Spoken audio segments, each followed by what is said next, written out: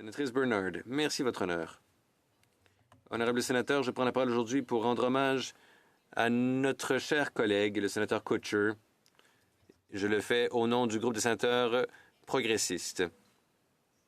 Comme vous l'avez entendu déjà, le sénateur Kutcher est largement reconnu pour son engagement de longue date en faveur de l'amélioration des soins de santé mentale, de la promotion du bien-être des jeunes et de la sensibilisation du public à la santé mentale. Il a eu un grand impact sur ce pays. D'ailleurs, je partage une citation de Dwayne Provo, qui est conseiller exécutif du vice-président du Collège communautaire de la Nouvelle-Écosse, qui dit à son sujet que Stan possède la rare capacité de mettre les gens à l'aise et de leur donner le sentiment d'être valorisés, grâce à son respect, à sa patience et à sa détermination tranquille.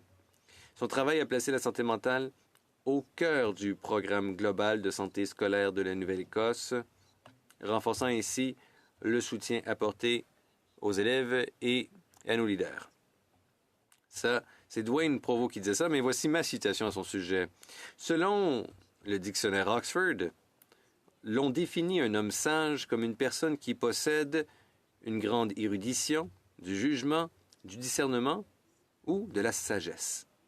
Un homme sage peut être un conseiller, une personne dotée d'une sagesse profonde, souvent un guide de confiance, une personne d'une grande sagacité. Et à côté de cette définition, j'ai vu une photo. La photo du sénateur Stan Kutcher, médecin. Peut-être vous demanderez pourquoi. Eh bien, la première raison, c'est qu'il a pris la très sage décision d'épouser une assistante sociale, une personne qui travaille dans le travail social. Jane, ou Jan, quand il faut qu'on rime avec Stan, qui est des nôtres aujourd'hui d'ailleurs. Ensuite, je pense que Stan a fait un choix avisé lorsqu'il a accepté l'ordre de la Nouvelle-Écosse en même temps que moi. C'était très émouvant, en effet, d'accepter cet insigne honneur à ses côtés. Et ma fille se rappelle encore de la conversation qu'elle a eue avec lui ce jour-là. La troisième raison pour laquelle on voit sa photo à côté de la définition de l'homme sage, c'est que le sénateur Kutcher a été très sage lorsqu'il m'a demandé de co-animer la série Pandemic of Racism, pandémie de racisme sur Facebook Live que nous avions organisée pendant la pandémie de COVID en 2021. Nous assistions à l'époque à deux crises qui se déroulaient simultanément, une urgence sanitaire mondiale et une visibilité accrue de la pandémie de racisme profondément enracinée. Et nous avons été appelés à agir. Enfin, il a été appelé à agir et il m'a demandé d'agir à ses côtés.